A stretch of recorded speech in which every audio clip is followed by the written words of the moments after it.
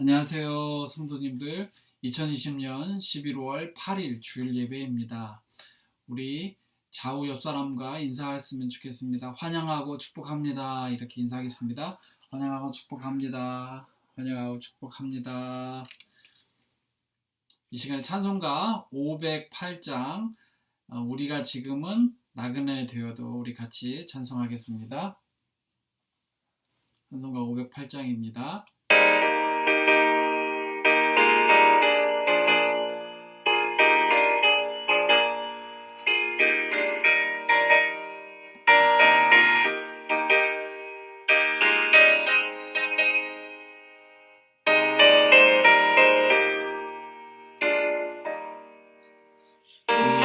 지금은 나그네 되어도 화려한 천국에 머지않아 거리니 이 세상 있을 때 주 예수 위하여 끝까지 힘써 일하세. 주 내게로 따라가시니 천사도 분노하겠네. 과묵해 하다시 구주의 말씀을 온 세상 널리 전하세. 예수 말씀이 온 세상 만민들 흉악한 죄에서 떠나라 하시니 이 말씀 듣고서 새 생명 얻으라. 이 기쁜 소식 전하세. 주 내게로 따라가시니 천사도 분노하겠네. 화목해 하라시 구주의 말씀을 온 세상 널리 전하세. 마태복음 28장 20절입니다. 내가 너희에게 분부한 모든 것을 가르쳐 지키게 하라. 볼지어다 세상 끝날까지 너희와 항상 함께 있으리라 하시니라. 아멘. 주님께서 우리와 항상 함께 하시는 줄 믿습니다. 3절입니다. 영생의 복락과 천국에 갈 길에 만세서 말도로 나가서 전하세. 주 예수 말씀이 이 복음 전하라. 우리에게 부탁하셨네. 주 내게로 따라가시니 천사도 분노하겠네. 화목해 하라시 구주의 말씀을 온 세상 널리 전하세.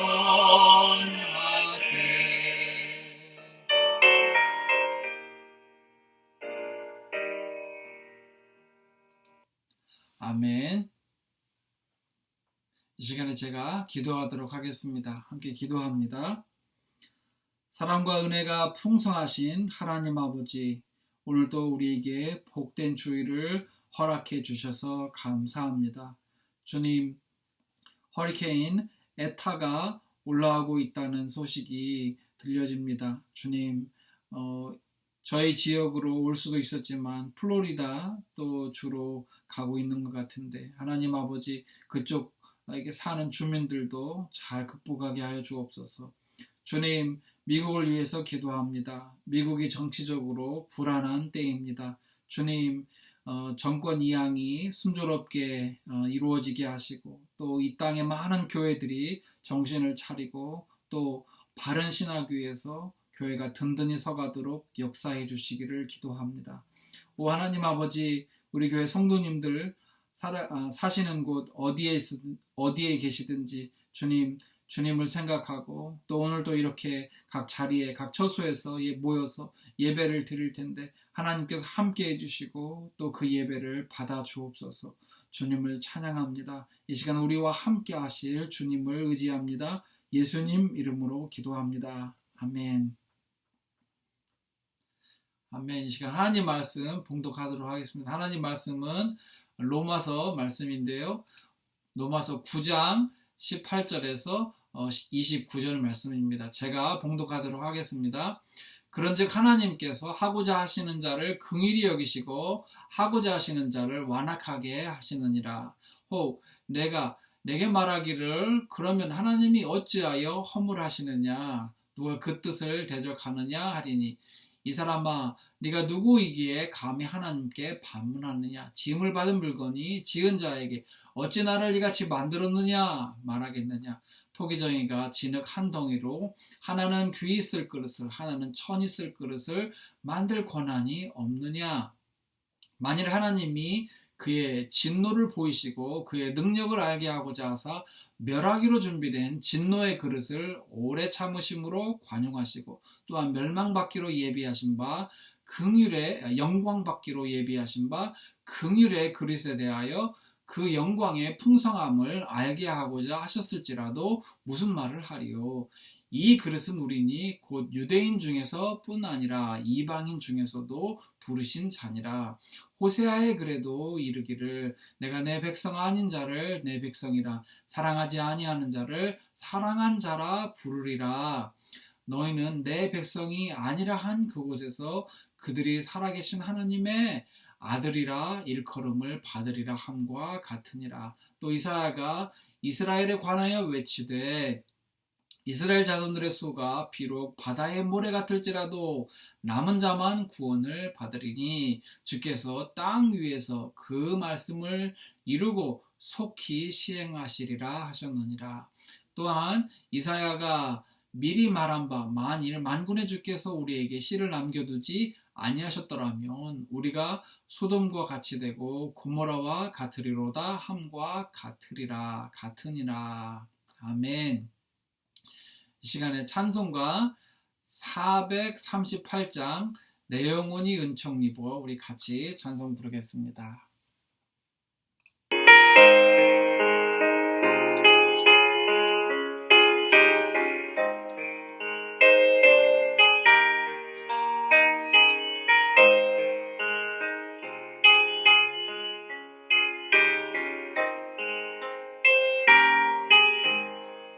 내 영혼을 은총 입어 주만 되지 얻고 보니 슬픔 많은 이 세상도 천국으로 와도다. 할렐루야 찬양하세 내 모든 죄 사함받고 주 예수와 동행하니 그 어디나 하늘나라. 주의 얼굴 뵙기 전에 멀리 뵈도 하늘나라 내 마음속에 이루어지니 날로 가깝도다. 할렐루야 찬양하세 내 모든 죄 사함받고 주 예수와 동행하니 그 어디나 하늘나라. 누가복음 17장 21절 말씀입니다. 또 여기 있다 저기 있다고도 못하리니 하나님의 나라는 너희 안에 있느니라. 아멘. 하나님께서 우리와 늘 함께 하시는 줄 믿습니다. 3절입니다. 높은 산이 거친 들이 조만이나 궁궐이나 내 주 예수 모신 곳이 그 어디나 하늘나라. 할렐루야 찬양하세 내 모든 죄 사함받고 주 예수와 동행하니 그 어디나 하늘나라.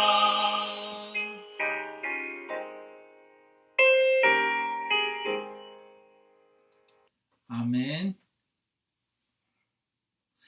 이 시간에 다른 사람을 긍휼히 여기라 라는 제목으로 하나님의 말씀을 전합니다. 오늘 본문의 중심 생각은 하나님께서 이방인을 긍휼히 여기사 이방인을 선택하셔서 그들을 구원하셨음을 증거하고 있습니다. 유대인의 시각에서 봤을 때 한국 사람이든 미국 사람이든 또 영국 사람이든 어떤 사람이든 간에 유대인이 아니라면 다 이방인이라는 생각을 가지고 있었습니다. 그렇기 때문에 하나님께서 이방인을 구원하시는 것은 우리에게는 엄청난 은혜이고 감사이지만 유대인에게서는 이해가 되지 않는 일이었습니다. 멸망받아야 할 율법도 없는 사람들인데 멸망받아야 할 사람들인데 어떻게 구원받을 수 있단 말인가 라는 것이죠. 그러나 하나님께서 누구를 선택하여 구원하시던 간에 그것은 절대적인 하나님의 주권입니다. 하나님은 진노 중에도 오래 참으심으로 하나님의 자비를 나타내셨습니다. 그리고 놀라운 것은 이 세상의 많은 사람들 중에 우리를 택하여 하나님의 자녀 삼으신 것은 놀라운 하나님의 사랑입니다. 우리는 하나님의 은혜와 자비와 사랑에 빚진 자들입니다. 그렇기 때문에 우리는 하나님께 빚진 그 은혜, 자비, 사랑을 되갚는 심정으로 다른 사람들에게 그렇게 여기고 긍휼을 베풀어야 할 줄 믿습니다. 이 빚이 너무너무 커서 우리가 아무리 선한 일을 많이 해도 다 갚을 수 없는 은혜입니다. 다 갚을 수도 없고 다 기록할 수도 없고 그 은혜를 어떻게 우리가 갚을 수 있겠습니까? 그러나 우리가 다만 하나님께 보답하는 모양으로 우리가 다른 사람들을 긍휼히 여긴다면 그것이 우리에게 복이 될 줄 믿습니다. 그래서 오늘 저는 우리 성도님들이 오늘 말씀을 통해서 은혜를 받고 다른 사람들을 긍휼히 여기도록 돕기를 원합니다. 그렇다면 우리가 다른 사람을 어떻게 긍휼히 여길 수 있을까요? 첫째로 은혜를 갚는 심정으로 다른 사람을 긍휼히 여깁시다. 우리 18절 말씀 보겠습니다. 그런즉 하나님께서 하고자 하시는 자를 긍휼히 여기시고 하고자 하시는 자를 완악하게 하시느니라. 그러니까 하나님께서 긍휼을 베푸시든 완악하게 하시든 간에 하나님의 뜻이라는 것이죠. 그런데 혹 네가 가상의 어떤 인물이 이제 사도 바울이 있었으니까 사도 바울에게 말하기를 그러면 하나님이 어찌하여 허물하시느냐, 왜 죄를 물으시느냐, 누가 그 뜻을 대적하느냐, 그 뜻을 대적할 수 없는데 왜 하나님께서 우리에게 허물을 물으시느냐라는 것이죠. 그래서 20절에 이 사람아 네가 누구이기에 감히 하나님께 반문하느냐. 그렇죠. 짐을 받은 물건이 지은 자에게 어찌 나를 이같이 만들었느냐. 아까 19절에 왜 나를 이같이 만들어서 이렇게 죄짓게 살게 하느냐 그렇게 했는데 그렇게 반문할 수 없다는 것이죠. 왜 지음받은 물건이 지으신 그분에게 하나님에게 반문할 수 있느냐, 그럴 수 없다는 것이죠. 21절에 토기장애가 진흙 한 덩어리로 하나는 귀 있을 것을 하나는 천 있을 것을 만들 권한이 없느냐. 토기장이 마음이라는 것이죠. 여러분 토기장이 아시죠? 이렇게 클레이로 진흙으로 이렇게 그릇을 만드는 이 토기장이가 한 덩어리로는 귀 있을 것을 한 덩어리로는 천 있을 것을 만들 권한이 있다는 것이죠. 그러니까 하나님의 뜻이고 하나님의 마음이다. 하나님께서 그렇게 하셨다라고 말하고 있는 것입니다. 이 본문에는 선택의 교리 또는 예정론이 나오고 있습니다. 하나님께서 하나님 뜻대로 하셨다. 그 예를 들어서 토기장이를 들어서 얘기를 했죠. 그런데 그 어떤 가상의 인물이 반문을 하기를 모든 것이 하나님의 뜻대로 예정되었다면 내가 잘못한 것도 하나님의 예정인데 그것이 왜 내 잘못이냐? 하나님 잘못이지. 그렇게 반문을 했다는 것입니다. 하나님께서 이방인을 긍휼을 베푸시고 유대인을 완악하게 만드셨다면 그렇게 하신 하나님의 잘못이지, 하나님의 책임이지, 왜 완악하게 살고 죄를 짓고 불순종한 우리의 잘못이냐, 이런 얼토당토 않는 반론을 제기할 수도 있다라는 얘기입니다. 간혹 우리가 한국 드라마를 보게 되면 가끔은 이런 장면이 나옵니다. 어떤 자녀가 큰 사고를 쳤습니다. 그래서 부모가 화가 나서 자녀에게 크게 나무라고 크게 혼을 냅니다. 그런데 자녀가 도리어 부모에게 대들면서 나를 이렇게 놔놓고는 왜 나보고 뭐라고 난리냐라고 하는 그런 배은망덕한 자녀들이 나오는 모습을 볼 수 있습니다. 그렇죠. 출생은 자기 뜻이 아니었죠. 그렇다고 자기가 사고를 쳐놓고 문제를 일으켜놓고 그것을 혼내는 부모에게 이렇게 나를 낳은 부모의 잘못이다라고 하는 것은, 부모를 원망하는 것은 큰 불효이고 큰 죄악입니다. 하나님은 토기장이처럼 창조주로서 그분의 권한대로 각 사람, 각 민족을 만드실 권한이 있습니다. 따라서 지음 받은 사람, 민족은 하나님을 원망할 것이 아니라 하나님께 있는 자리에서 감사하고 사는 것이 우리의 몫입니다. 가만히 생각해 보면 우리가 북한에 태어나지 않은 것도 감사하고 우리가 아프리카 빈민국에 태어나지 않은 것도 감사한 것입니다. 그 무엇보다도 감사한 것은 우리의 국적이 어디에 있는가가 문제가 아니라 우리가 하나님의 자녀가 되었다는 것, 하나님께서 택하신 하나님의 백성이 되었다는 것은 하나님의 전적인 은혜이고 놀라운 무한한 감사의 이유입니다. 그래서 우리가 이렇게 하나님으로 받은 하나님의 은혜를 어떻게 실천할 것인가? 첫째, 다른 사람을 대할 때 은혜를 갚는 심정으로 대해야 할 줄 믿습니다. 마태복음 18장 21절에서 35절에 보면 예수님께서 비유를 들어서 용서할 줄 모르는 종의 비유를 말씀을 하셨습니다.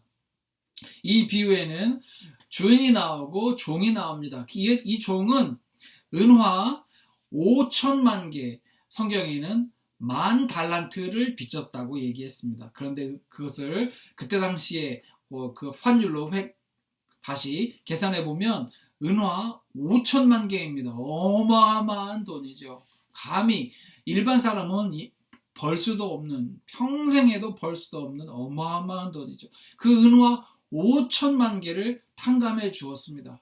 주인의 마음대로요. 그 종이 주님 용서해 주시고 탕감해 주세요 할 때 주인이 그냥 탕감해 줬습니다. 다른 주인이 와가지고 왜 이렇게 그에게 친절하느냐, 그렇게 하지 말라라고 참견할 일이 아니죠. 왜냐하면 그렇게 하고자 하는 것은 주인의 마음이니까요. 그런데 그가 그렇게 용서를 받고 길을 가다가 다른 동료 한 사람을 만났습니다. 그는 그에게 100데나리온, 그러니까 은화 100개를 빚진 자였습니다. 그런데 그 사람의 목을 잡고 그 100데나리온을 갚으라고, 안 갚으면은 감옥에 넣겠다고 그래서 감옥에 가뒀습니다.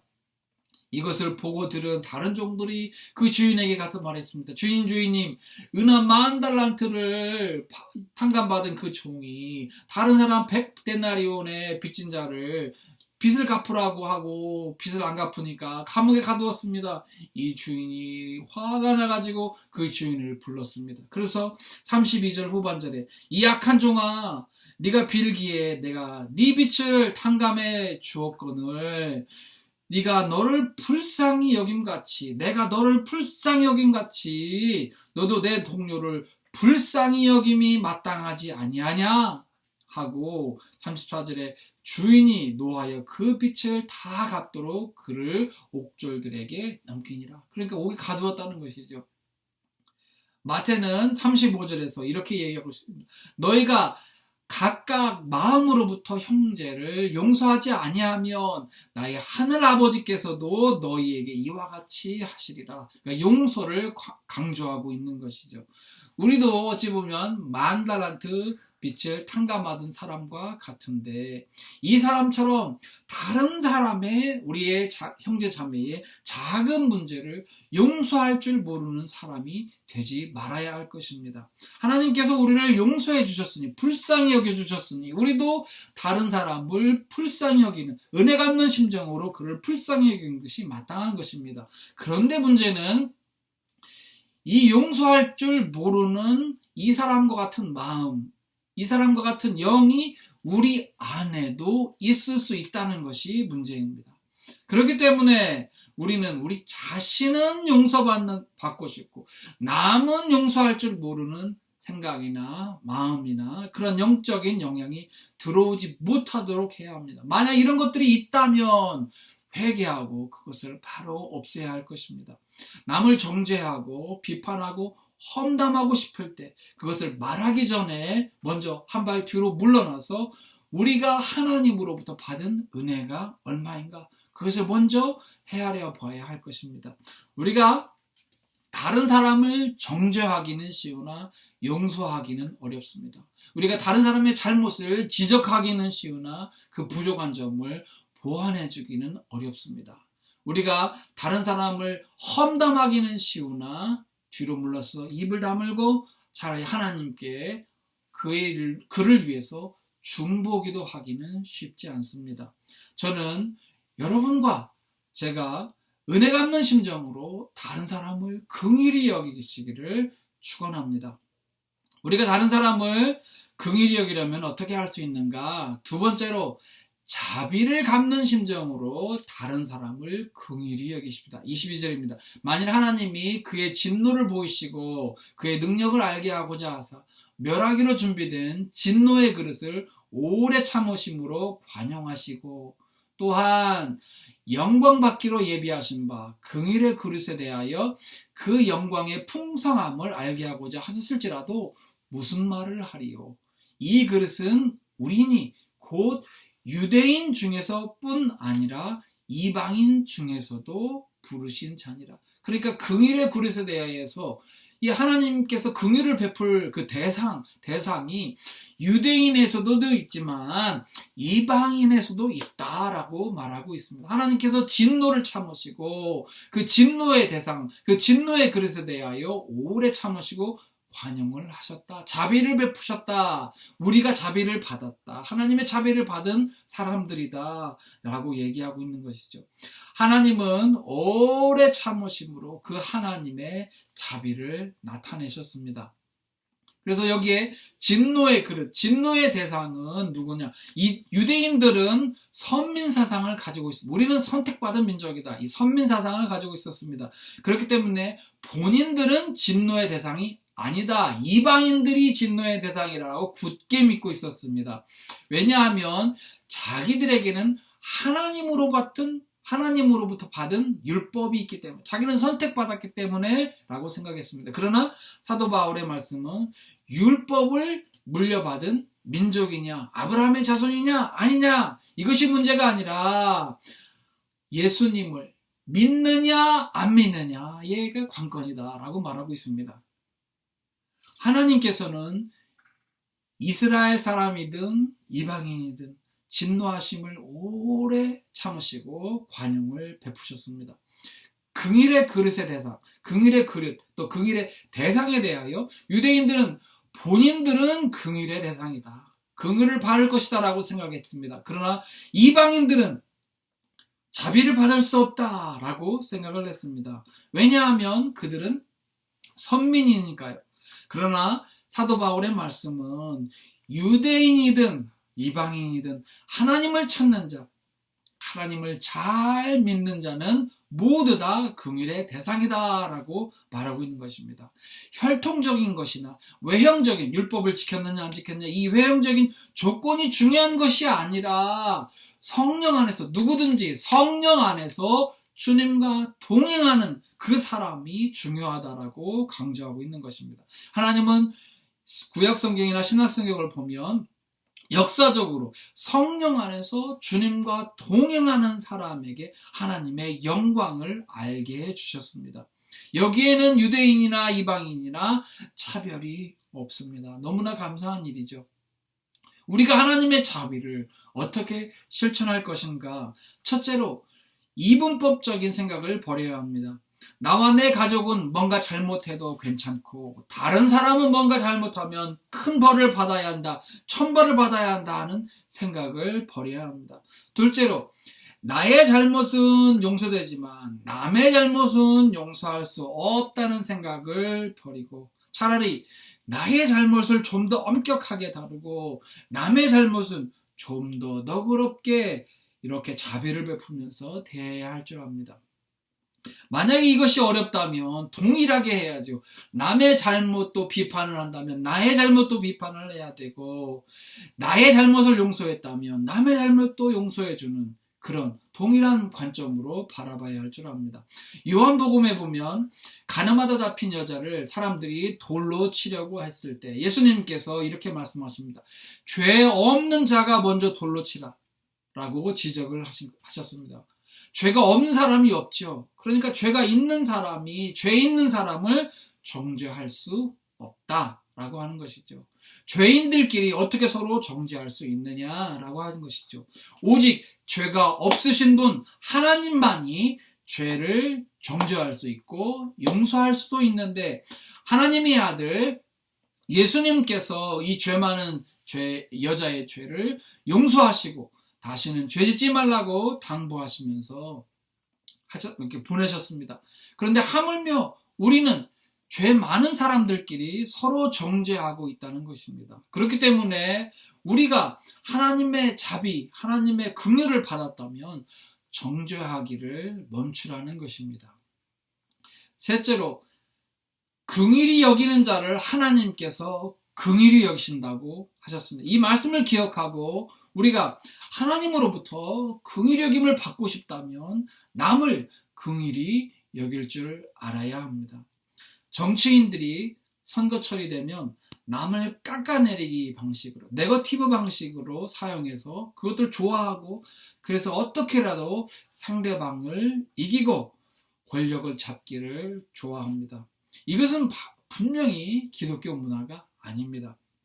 저는 여러분과 제가 우리 교회 안에서나 밖에서 남을 깎아내리는 문화가 아니라 서로 정직하게 인정할 것은 인정하고 용서할 것은 용서하고 서로 자비롭게 대하면서도 서로를 세워주는 문화를 세우시고 정착하시기를 축원합니다. 마지막으로 우리가 다른 사람을 긍휼히 여기면 어떻게 할 수 있는가? 셋째로, 사랑을 갚는 심정으로 다른 사람을 긍휼히 여깁시다. 25절입니다. 호세아의 글에서도 그래도 이르기를 내가 내 백성 아닌 자를 내 백성이라, 사랑하지 아니하는 자를 사랑한 자라 부르리라. 호세아는 고멜, 창녀였던 이 바람둥이였던 고멜과 결혼을 했습니다. 그를 사랑하지 아니하는 자, 여기서 그녀가 이 그녀를 말하는 것이죠.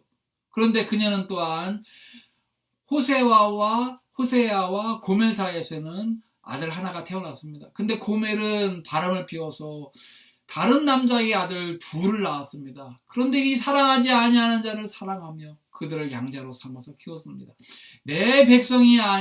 너희는 내 백성이 아니라 한 그곳에서 그들이 살아계신 하나님의 아들이라 일컬음을 받으리라 한 것 같으니라. 이방인이죠. 이방인은 내 백성이 하나님 백성이 아니었죠. 그런데 그 이방 땅에서 그들이 살아계신 하나님의 아들이, 하나님을 믿으면 그들도 하나님의 아들, 하나님의 자녀로 일컬음을 받으리라. 예, 그 말씀이죠. 호세아가 이미 그것을 예언을 했습니다. 또 이사야가 이스라엘에 관하여 외치되 이스라엘 자손들의 수가 비록 바다의 모래 같을지라도 남은 자만 구원을 받아. 이스라엘의 모든 사람이 다 구원받는 것이 아니라 바다의 모래 같을지라도 남은 자만 구원을 받으리라. 하나님과 동행하는 자, 혈통으로가 아니라 하나님과 동행하고 하나님을 신실하게 믿고 신령과 진정으로 하나님을 믿는 자가 구원을 받으리라. 28절입니다. 주께서 땅 위에서 이 말씀을 이루시고 속히 시행하시리라 하셨느니라. 반드시 이루신다는 말씀이죠. 또한 이사야가 미리 말한 바 만일 만군의 주께서 우리에게 씨를 남겨두시어 아까 남긴 자 이 씨를 남겨두지 아니하셨더라면 우리가 소돔과 같이 되고 고모라와 같으리로다 함과 같으리라. 그러니까 하나님께서 이렇게 남겨두지 않으셨다면, 하나님께서 그 적은 자라도 구원해 주시지 않았다면 우리가 다 소돔과 고모라와 같이 멸망을 받을 것이다 라고 얘기하고 있습니다. 하나님께서 우리를 양자 삼으심은 하나님의 위대한 사랑입니다. 호세아도 자기 아들이 아니었지만 그들을 양자 삼아 키우고, 하나님의 심정이죠. 내 백성이 아니지만 내 백성이라 그렇게 부르셨죠. 이사야도 이 글에서 보면, 예언해 보면 하나님께서 구원해 주시지 않으셨다면, 하나님께서 그 일부라도 구원해 주시지 않으셨다면 우리 다 멸망받을 것이다 라고 얘기하고 있습니다. 참으로 하나님의 놀라운 사랑의 승리입니다. 호세아 선지자의 삶을 통해서 보더라도 하나님은 호세아 선지를 통해서 그것을 보여주신 것입니다. 하나님의 놀라운 사랑이 결국에는 승리할 것이다 라고 보여주셨고, 이사야 선지자의 예언을 통해서도 다 진노의 대상이고 다 멸망받아야 하지만 하나님께서 그래도 사람들을 선택하여서 구원하여 주실 것이다. 하나님의 놀라운 사랑의 승리이다. 하나님께서 또 그것을 우리에게 이루셨습니다. 우리는 유대인들의 시각에 봤을 때는 다 멸망받아야 될 이방인이었습니다. 그러나 하나님께서 우리를 택하시고 우리를 하나님의 자녀, 양자로 삼으신 것은 하나님의 위대한 승리입니다. 우리는 이같이 하나님의 사랑을 받았습니다. 자, 우리가 이 하나님의 사랑을 어떻게 실천할 것인가? 첫째로, 우리가 사랑받을 자격이 없지만 하나님께서 우리를 사랑해 주셨듯이 우리 주변에 우리의 관심과 사랑과 섬김이 필요한 그 사람이 누가 있는가 유심히 살펴보되, 우리가 사랑하고 싶은 사람만 골라서 그들에게 그렇게 할 것이 아니라 차라리 사랑스러운 이유가 하나도 없어도 그들이 하나님의 사랑을 모른다면 그들에게 관심과 기도와 사랑의 섬김을 해야 할 줄 믿습니다. 이것은 선교사적인 마인드로 이 세상을 사는 것입니다. 우리가 선교사처럼 사는 것입니다. 북한 사람들, 또 불교인들, 무슬림들, 이슬람교를 믿는 사람들을 무슬림이라고 합니다. 무슬림들, 힌두교인들, 심지어 이단 사이비 종교에 빠진 사람들까지도 사랑스럽지가 않지만 그들을 불쌍해서 그들을 위해서 기도하고 또 관심을 가지고 사랑의 섬김으로 베풀어서 그들을 하나님께로 인도하도록 노력해야 할 줄 믿습니다. 그러나 우리가 그들에게 네가 불쌍해서 이렇게 하는 거야 라고 말하지 못하죠. 다만 그 불쌍히 여기는 그 마음, 또 하나님의 그 마음, 그들을 하나님께로 인도하고자 하는 그 마음으로 그렇게 하는 것인 줄 믿습니다. 우리 주변에 불신자가 한국인이든 미국인이든 다 마찬가지로 누구든지 그가 하나님의 사랑을 경험하지 못했다면 그가 하나님의 사랑을 경험할 수 있도록 도와줄 의무가 우리에게 있습니다. 성경에 보면 이런 마음으로 산 사람이 있습니다. 그 사람은 바로 아브라함입니다. 아까 여기 소돔과 고모라와 같으시라 이사야가 예언할 때 나오는데요. 창세기 14장에 보면 14장 1절 2절에 보면 신할 왕 아므라벨, 이 아므라벨 왕과 또 엘라살 왕 아리옥과 엘람 왕 그돌라오멜과 또 고임 왕 디달, 이 네 명의 왕이 2절에 소돔 왕 베라와 고모라 왕, 아까 우리가 봤던 소돔과 고모라가 나옵니다. 거기 왕 베라와 비르사와 또 아동마 왕 시납과 스보임 왕 세메벨과 벨라 왕국 소아랑 벨라, 이 왕들과 싸웠다는 것입니다. 이 사람들과 이 나라와 이 나라들이 서로 전쟁을 했습니다. 그런데 이 나라 사람들, 이 왕들이 이겼습니다. 그래서 이 네 명의 왕 11절을 보면 네 왕, 또 아므라벨과 아리옥과 그돌라오멜과 디단, 이 네 명의 왕이 이 소돔과 고모라의 모든 재물과 양식을 빼앗아가고, 이겼으니까요. 빼앗아갔죠. 그 사람들도 빼앗아가고 모든 것을 빼앗아갔습니다. 근데 12절에 소돔에 거주하는 아브라함의 조카 롯도 사로잡고 그 재물까지 노력하여 갔더라. 이 소식을 이제 아브라함이 듣게 됩니다.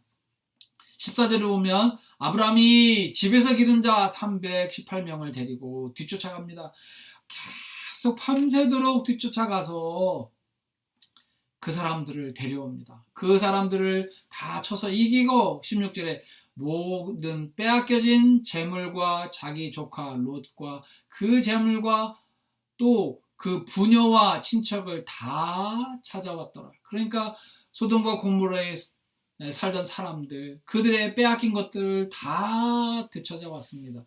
고대의 시각으로 보면은 전쟁에서 지고 이렇게 잡혀가잖아요. 그럼 포로이고 노예입니다.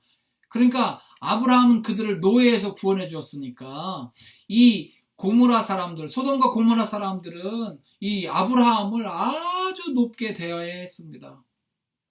그들의 아브라함 덕분에 이 노예와 포로 신세를 면했으니까 아브라함에게 보답하는 모양으로 아브라함처럼 의롭게 살도록 살아야 하는데 창세기 18장 20절에 보면 여호와께서 또 이르시되 소돔과 고모라에 대한 부르짖음이 크고 그 죄악이 심히 무거우니 아이고 그들이 죄악에 심히 무거우니 죄악 가운데 살았습니다. 그래서 하나님께서 소돔과 고모라를 멸망시키기로 예정하십니다. 그리고 천사들을 보냅니다. 이때 아브라함이 하나님께 중보 기도를 합니다. 이들을 위해서 중보 기도를 합니다. 하나님, 이 성에서 의인 50을 찾으면 어떻게 하시겠습니까?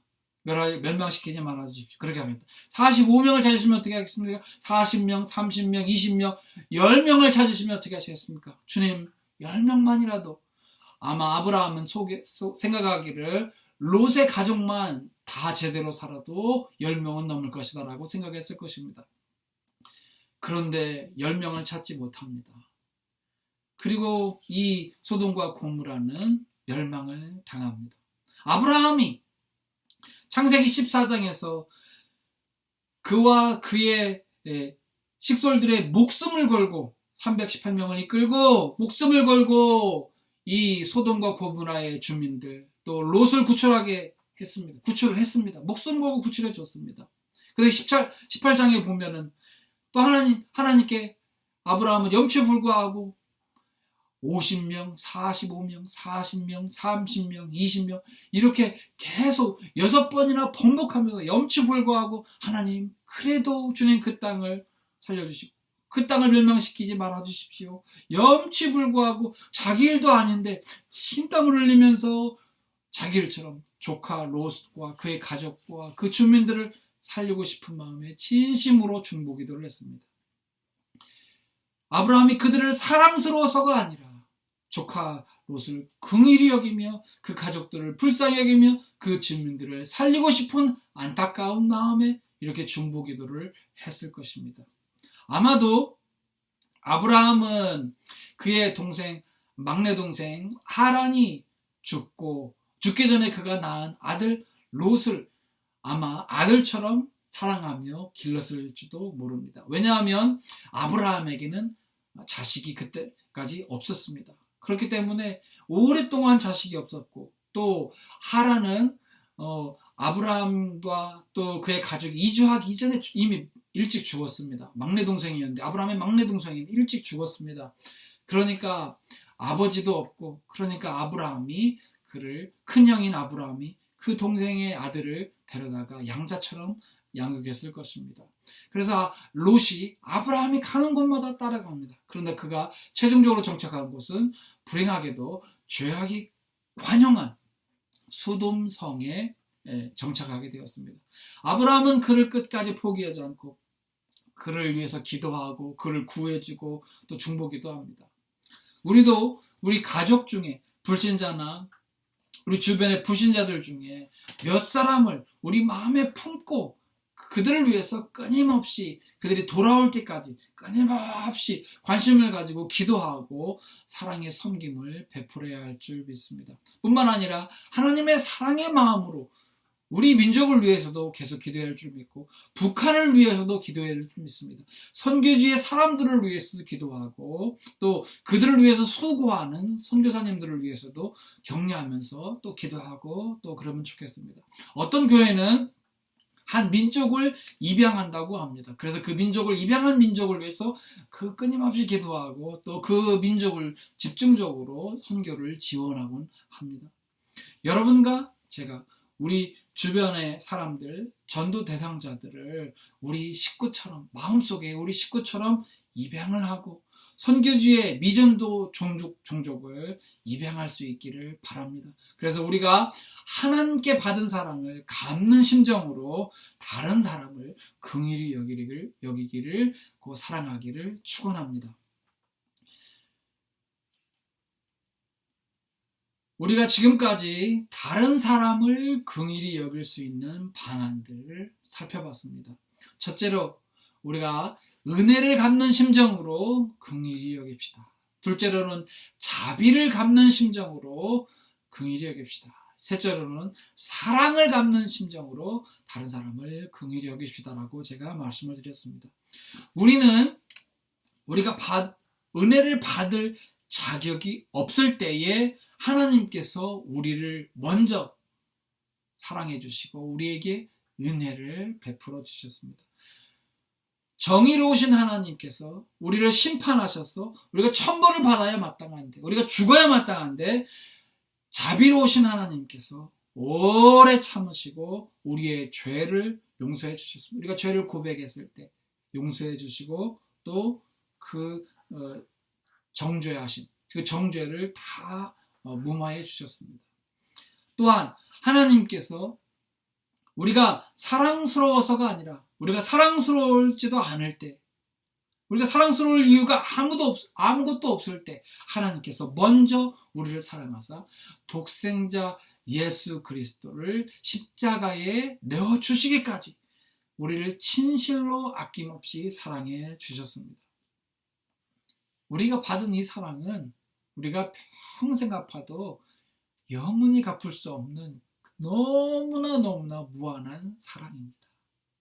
하나님께 이 사랑, 이 자비, 이 은혜를 받았다면 우리가 이것을 깊이 생각한다면 우리가 나음을 생각할 때도 동일하게 하나님께 받은 사랑, 이 받은 자비, 이 은혜를 다른 사람에게 베푼다 하는 그런 심정으로 살아야 할 줄 믿습니다.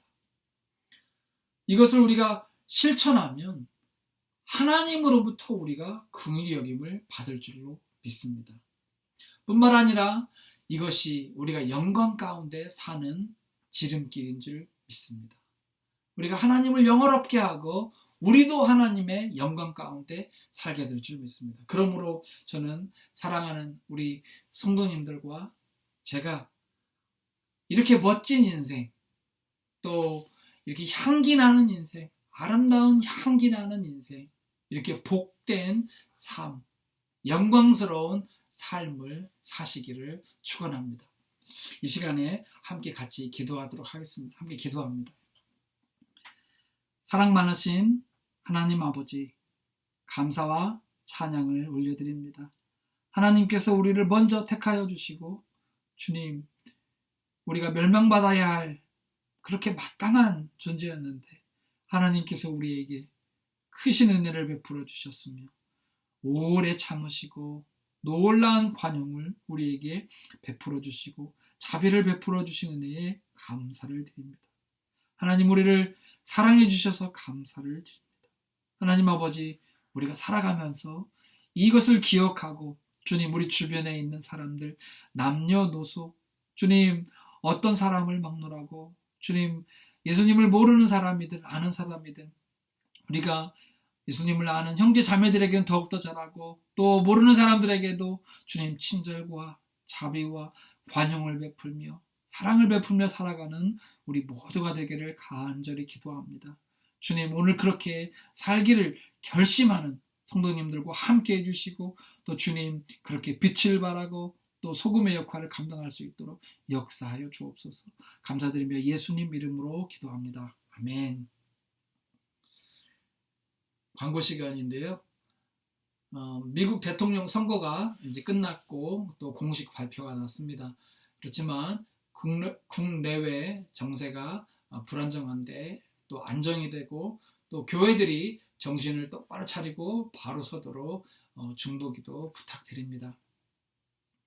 태풍 에타, 저번에는 제타가 우리 지역에 왔지만 에타가 올라오다가 지금 플로리다 쪽으로 가고 있다는 예보가 있습니다. 또 그쪽 주민들이 잘 극복할 수 있기를 우리도 같이 기도했으면 좋겠습니다. 다다음 주 추수감사절인데요. 이제 추수감사절을 맞아서 앞으로 3주 동안 감사 시리즈 설교를 할 예정입니다. 축도하고 예배를 마치도록 하겠습니다. 우리 같이 축도합니다. 세상을 향하여 나아가는 사랑하는 성도님들을 축복합니다. 항상 성령 충만하고 영적 갑오신 전신갑주를 입으십시오. 지극히 작은 일에도 충성하여 주님 쓰시기에 편한 사람이 되십시오. 여러분의 착한 행실을 사람들이 보고 하나님께 영광을 돌리게 하십시오. 빛과 소금처럼 세상 사람들과는 다르게 말하고 다르게 행동하십시오. 혹 어떤 사람이 악을 행했을지라도 악을 악으로 갚지 말고 도리어 선으로 악을 이기십시오. 할 수 있거든 모든 사람과 더불어 화목하십시오. 화평하게 하는 분은 복을 받아 사람들이 그분들을 하나님의 자녀라고 일컬을 것입니다. 형제자매를 긍휼히 여기십시오. 그러면 그렇게 사는 분이 하나님으로부터 긍휼히 여김을 받을 것입니다. 구제할 때는 도움받는 사람이 모르게 행하여 은밀한 중에 보시는 하나님께서 구제하는 사람에게 대신 갚아주시도록 하십시오. 자기의 이름을 드러내려 하지 말고 예수님의 이름이 높아지도록 언행심사를 주의하셔서 하나님의 기쁨이 되십시오. 모든 권면이나 사랑의 무슨 위로나 성령의 무슨 교제나 긍휼이나 자비가 있거든 오직 겸손한 마음으로 자기보다 남을 좋게 보고 선대하십시오. 무슨 일이든지 예수님께서 행하신 것처럼 여러분도 예수님을 따라서 행하시면 하나님 아버지께 영광을 돌리게 될 것입니다. 주 예수 그리스도의 놀라운 은혜와 하나님 아버지의 극진하신 사랑과 성령님의 감화 감동 교통하심이 오늘 말씀을 듣고 은혜 갚는 심정으로 자비를 갚는 심정으로 사랑을 갚는 심정으로 다른 사람을 긍휼히 여기고자 다짐하고 그렇게 살아가고자 하는 사랑하는 성도님들과 그 가족과 또 일터 위에 삶 위에 함께 하시기를 간절히 축원하옵나이다. 아멘. 감사합니다. 예배 마쳤습니다.